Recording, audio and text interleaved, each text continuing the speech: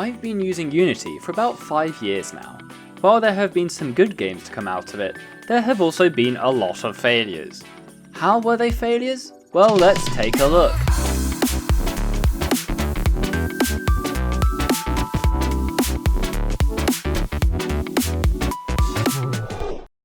It's December of 2016. I was still at school in the middle of sixth form, and we have this thing called an extended project. In short, you can get a qualification in doing whatever you want, and I took this as a chance to learn game development. The result of this is a game called Battle Brawl, a local co-op versus game where you're bears shooting at each other with guns from other sides of the screen. As far as first games go, I am really proud of this one, considering it's actually a somewhat finished product. And though I do want to talk more about this one, I have a whole video planned on it. So instead, I'll move on to the what am I doing stage. I was still at school at this point and could only give very little time to game development, so this is full of projects that didn't go anywhere. Warriors was a game that barely started before it got scrapped. I just remember spending a lot of time learning Blender to make this character and use some asset animations to make it move. The next one is what I probably consider my first big failed project. This came about at the very end of my school days, when I had this idea of a story I wanted to tell. Hi-Rise was incredibly inspired by the indie game Owlboy, where the main character lives in a city kind of floating in the sky, and the gameplay revolved around flying with the use of this jetpack. Also kind of inspired by Attack on Titan, as I was really getting into anime at this point. Needless to say, I didn't get the game much further than this. Cube Adventures was this idea of a comedy RPG game where the player gets sucked into an RPG and is completely aware of it. I wanted it to lead to very funny fourth wall conversations and gameplay, but the furthest I got was modelling a house and the player. 2-3D was a game where there was something there, but I don't think I had any idea of what I wanted it to be except for copying the mechanics of Super Paper Mario. At this point, it's near the end of 2017, and I'm at my first year of university. The Computer Games Society was hosting a hackathon, which in this case was a game jam in 24 hours, and I joined with my friends. I had some experience with Unity, but my friends had little to none, so we ended up going for something simple, a Flappy Bird clone with a paper plane. It ended up winning the popular vote, which was pretty cool.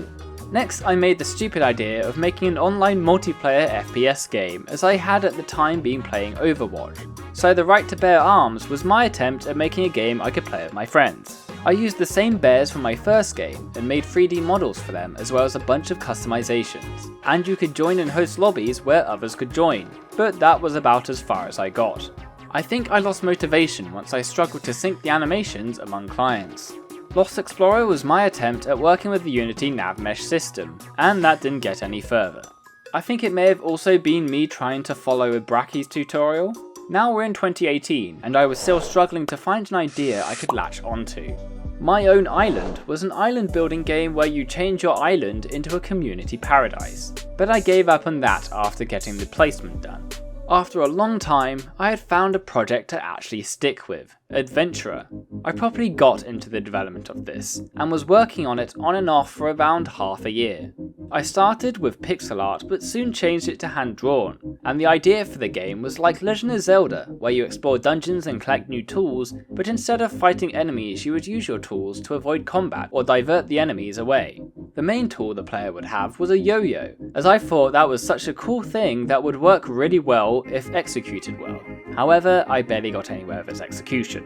But for this I did implement a lot of systems, such as saving and loading, dialogues, and collecting money and items.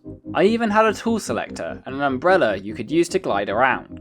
Unfortunately, I did end up archiving this project, as it was too big an initial scope for me to make, and I wanted to make a smaller game first. Around this time, I also made a game Portals, which was essentially copying that Brackeys tutorial on Portals, and that's all there is to that one. Glow was my first ever game jam entry. I guess you can consider Plane to have been for a game jam, but that didn't give any theme and it wasn't even called a game jam, so I consider the Brackeys game jam to be my first. I'm really surprised I managed to make this in a week considering my previous games I had made, and though most people couldn't get far at all due to the time.delta time issue, I'm still very proud of how it turned out. And the video I made on it was my debut into the YouTube game dev space. I wanted to make a local multiplayer game, so I thought up Slinky Dog, where each player controls one end of the dog, but it didn't get past 2 levels. The game jam at university I made Plane for happened again, and I made Train the Blob for this, where I was basically working alone against other teams. Again, this didn't have a theme, and I think it definitely hindered me here and the game wasn't great. At this time, I'd kind of committed to making my YouTube channel a game dev one, and since Halloween was coming up, I wanted to make a Halloween game in a week. I must have also been playing a lot of Hollow Knight at the time because Soul Catcher definitely took some inspiration from it. I'd never really made a dialogue heavy game before, so this was my first attempt at it. And though it definitely can be quite eerie and I like what I did with the character and the ghosts, the level design was incredibly bland and uninspired, so I never did anything with it. 2019 comes around, and so does another Brackeys game jam. The theme was Love is Blind, and even though this was only my second game jam, I still wanted to do something different to everyone else. So I made Blind Dating, another dialogue heavy game. I spent most of my time programming in the dialogue system and the first character, thus I had to then come up with 2 more characters the night before. Needless to say, it wasn't a very good game, but I am getting better at finishing things at least. However, I can still fail at finishing games. Case in point, the first massive project of mine that I gave up on making in the public eye, Project Dungeon. Ironically, I started this project because I wanted to make my first full game, and Adventurer was too big a project. And I obviously hadn't learnt my lesson, as this project soon fell victim to the same problem. Project Dungeon also started as pixel art but soon changed to hand-drawn art. I did some devlog videos on this game, and it was essentially a dungeon crawler combat game that didn't get far past combat. I don't know how likely it is that I'll revisit Project Dungeon, but there are some elements to it I like, and I want to try some of these in some way, but the game very quickly went out of scope, and it wouldn't have been able for me to have made it considering my skill level and time available back then. The next period of time I would like to call the learning to be good era. Most of the games I had made prior to 2019 were completely unfinished. Now I was starting to make games that were finished, and the problems were getting smaller and less often. Protect the Dungeon, not to be confused with Project Dungeon, was a game I made for Ludum Dare 44 with the theme Your Life is Currency, and I had the idea where you were a dungeon boss and had to populate your dungeon to fend off heroes. I really liked this one, and though you could cheat the game by exploiting a bug of placing enemies in the same spot, I still liked the idea, as you can see later on in this video. Then came Plantpocalypse, made for the 2019 GMTK Jam. At the time I was really happy with it and wanted to take it further, and though I did attempt to a couple times later on, it never amounted to much. But the video I did make on it was one of the most popular on the channel, so that's something. Tales of Xyphoria was made for the Community Game Jam, hosted by a few popular YouTubers. I really didn't like the theme The Game is a Liar, and my whole game hinged on the opening moment taking inspiration from Dr. Langeskov, where the start screen is a fake. But once I had that, I was very lost and demotivated on what to do for the rest of the game, which led to a kind of boring entry, and instead of a video on its development, instead I made a video on why I didn't like the theme. Headjacker was the first game I made in a game jam with another YouTuber. For another Ludum Dare, I teamed up with Polymars, and this was at the end of 2019, so he was called Pocket Mars at the time. The game was where you played as a head that would entrap enemies and steal their bodies, which is a little like the capture system in Super Mario Odyssey. Unfortunately, the timing wasn't great, and the game created was incredibly broken. But who knows, maybe I'll collab with Polymars another time and we can make a better game. We now enter 2020, and at this point most of the games I've made have been shown in their own videos. I really enjoyed making Last Level, as I feel like I owned that art style and learnt a lot from very selective colours. I went through a tiny bit of a phase of wanting to make a mobile game and briefly tried 3 ideas. The first was Guildmaster, where you hire members to join your fantasy guild and can send them out on missions as well as decorate your base. I still really like this idea and might develop it further in the future, but for now I only got as far as making the room. The second idea was Home Planet, which was what I considered to be Mario Galaxy meets gardening, but I didn't get off the ground with this one. The third idea was a game that I wanted to put out on the Google Play Store and was more making for a challenge than anything, which was 50 features. It was really interesting to make this, and it's a pretty fun game too, but now I can't put it on the App Store due to my job and all, but it was a fun little experiment. Now it's time for the first mashup game jam. Not only did I host my own ever game jam, I also made a game for it, Cobo. I took it out of voting because I didn't want to run the risk of unfairly winning my own game jam. But I think this is the first game I made that was pretty solid throughout and didn't have any absolutely obvious bugs or design flaws. Plus it was my first finished 3D game, so that was a pretty cool achievement. The game that happened next is one I'm sure you all know about, Cardallion. This game was a bigger scale attempt at the idea I had from Protect the Dungeon, and I wanted it to be 3D. I had just graduated from university at this point, and this was a game I wanted to release commercially while I was job searching, so I definitely committed to this for a while. Luckily, my job search was successful, but it has meant that this game is being developed a lot slower.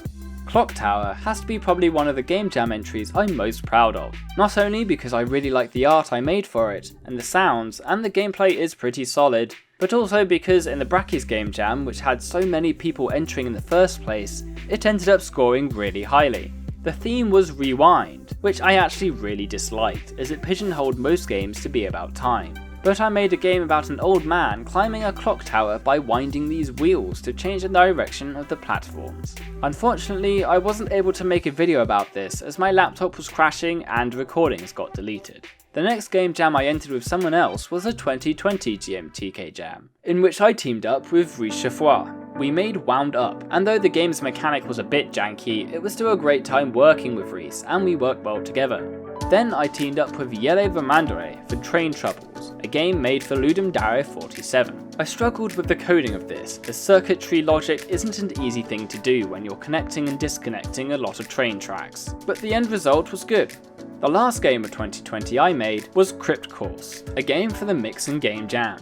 This was just before I started my full-time job, and I had made a game where you beat rooms in a dungeon whilst also driving a car. I think I had the most trouble with the car look and the 2D and 3D mix, and I think I ended up not making a video on this because of a mix of starting my new job and not liking the endgame all too much. And that brings us to the present year, 2021. Compared to other years, this one doesn't have that many games, but honestly that's just because now I'm working I have a lot less free time. But I did get a bit more ambitious with my work. Underground was a game that came out of a challenge to make a game based on a music track, of which I used a song written by BW Dev. It also somehow stumbled its way onto the YouTube Gaming Twitter account. Colosseum was a game I made for the WoWie Jam 3.0, where I made my second attempt at a 2.5D game, and ended up really liking it. So I tried again. With Axolotl Island, I really leaned into it, and I'm really surprised with how well it's worked. That game came out of a collab idea with Goodgis, another great person. And what takes us up to now is a game that I never announced, revealed, or even released, Electritional. The GMTK Jam of 2021's theme was Connected Together, and I wanted to make a game where you connect circuits to get through rooms. If you remember me saying that circuitry logic was a pain for Train Troubles, it also carries through to this game. I was about halfway through and wasn't enjoying the game I was making, as it seemed to suffer from so many different design problems and demotivation that I ended up giving up on it. But I don't want to end this on a sad note. There are a couple of games I have intentionally left out. I don't want to spoil what they are, but they have been in on and off development since around the beginning of this year, and I don't know how long they will take to finish, but I'm really excited to show you all. But yeah, taking a look back at my Unity development journey has really helped in showing just how far I've come from my first game, and my many failed attempts and unstarted projects. So if there's anything to garner out of this video, it's this: finish your games!